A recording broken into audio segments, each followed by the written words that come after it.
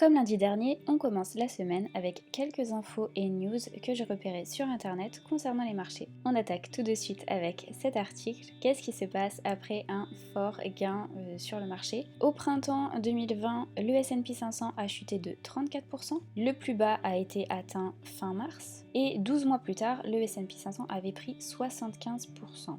C'est la hausse la plus forte du S&P 500 sur 12 mois depuis 1950. Donc aujourd'hui, la question que se posent les investisseurs, c'est qu'est-ce qu'il va se passer? Est-ce qu'on est à un pic? Est-ce qu'une bulle va bientôt éclater? Est-ce que le marché peut encore continuer sur cette lancée? Personne n'a de boule de cristal et cet article ne parle pas de l'avenir mais du passé. Plus précisément, que s'est-il passé statistiquement dans les années suivant une hausse du S&P 500 de plus de 50% sur 12 mois? On a ici les résultats sur ce tableau. Au bout d'un an, dans 65% des cas, la performance a été négative. Perte moyenne, moins 1,5%. Ce n'est qu'une moyenne. Dans 25% des cas, le marché a encore augmenté avec des rendements à deux chiffres, et dans 20% des cas, le marché a chuté avec des performances négatives à deux chiffres. En bref, statistiquement, il y a plus de chances pour que la performance du S&P 500 soit négative entre, dans notre cas, mars 2021 et mars 2022, suite à cette forte hausse sur les 12 derniers mois. Au bout de 3 ans, en revanche, dans 100% des cas, la performance du S&P 500 était positive,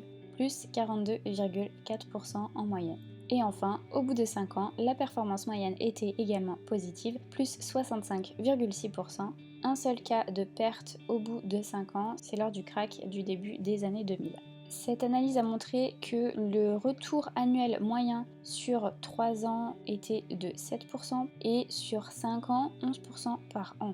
Je vous parlais la semaine dernière d'une étude de Bank of America qui montrait qu'il est inutile d'essayer de timer le marché pour entrer au meilleur moment ou pour sortir au meilleur moment. Restez investi sur le long terme maximise les chances de gain et fait rapprocher vos chances de gain des 100%. Ces chiffres en sont encore la preuve.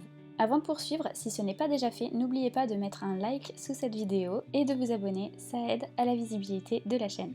On passe au sujet suivant. On va encore parler de Coinbase, mais sous un angle très différent. Le cofondateur et CEO Brian Armstrong, d'importants actionnaires et plusieurs personnes occupant des postes de direction auraient vendu entre 71% et 100% de leurs actions le jour même de l'entrée en bourse de Coinbase. J'ai repris sur un tweet ce tableau-là, je vous conseille d'ailleurs de suivre ce compte. On va regarder ce tableau qui répertorie les ventes d'actions en question et on va s'attarder sur le cas de Brian Armstrong, une ligne que je vous montre ici. Je ne vais pas détailler tous les cas, ça pourrait être l'objet d'une vidéo complète, on va juste voir ce cas-là. On a bien le chiffre de moins 71% de détention qui apparaît. On a vraiment l'impression que Brian Armstrong a vendu 71% de ses participations, mais si on lit le chiffre qui est juste à côté, la valeur des participations, et si on lit aussi ce chiffre-là, la quantité qui a été cédée, juste avec un peu de bon sens, on comprend vite que Brian Armstrong n'a pas du tout vendu 71% de toutes les actions qu'il détient.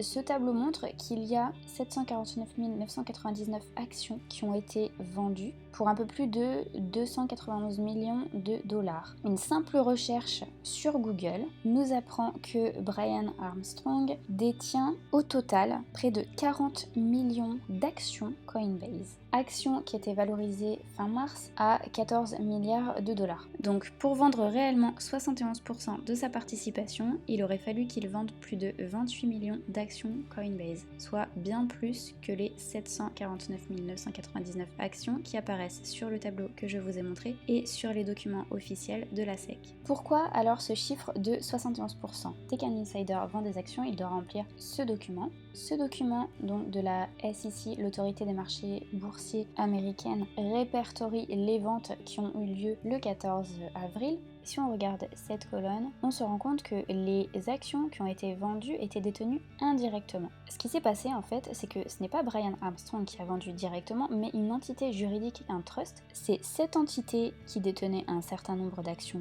Coinbase, et c'est cette entité qui a vendu 71% des actions Coinbase qu'elle avait. C'est comme si vous aviez 100 pommes, vous prenez 10 paniers, vous mettez 10 pommes dans chaque panier et vous décidez de vendre une partie de ces pommes sur un marché. Vous arrivez sur le marché avec un seul de vos paniers et vous vendez quasiment tout le contenu de ce panier. Ce que les gens vont voir, c'est qu'il n'y a plus aucune pomme dans votre panier et donc ils vont penser que vous avez tout vendu, vous n'avez plus de pommes.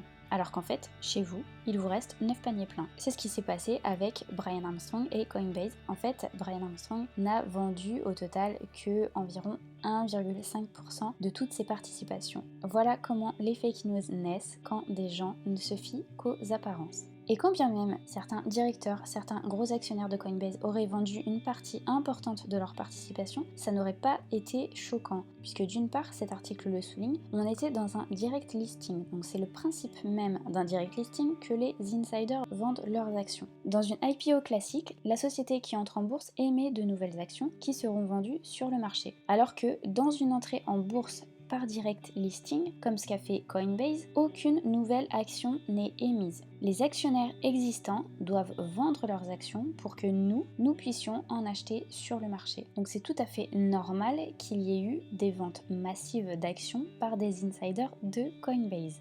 Deuxième point, cette introduction en bourse était l'occasion idéale pour prendre des profits après des années d'attente pour certains investisseurs, pour certains directeurs ou même le cofondateur. J'ai sorti une vidéo la semaine dernière sur le thème faut-il acheter l'action Coinbase et un des points que je souligne c'est qu'aujourd'hui on est en pleine euphorie sur le marché des cryptos. C'était donc le meilleur moment pour Coinbase d'entrer en bourse et pour les actionnaires existants le meilleur moment possible pour revendre leurs actions. Autre info et côté achat, cette fois Ark Invest dirigé par Cathie Wood a acheté pour plus de 350 millions d'actions Coinbase la semaine dernière.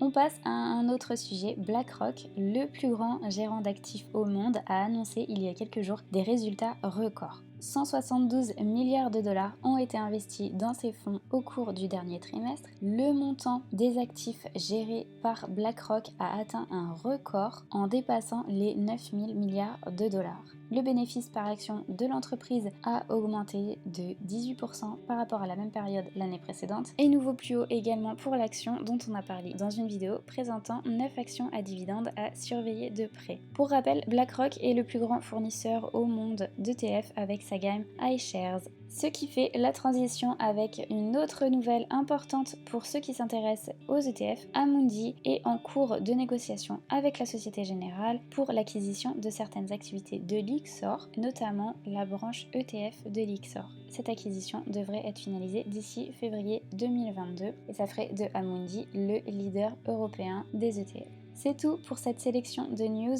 N'oubliez pas de vous abonner et d'activer la cloche pour ne rien louper de nos futurs contenus. On se retrouve bientôt et en attendant, je vous laisse avec une autre vidéo. Ciao!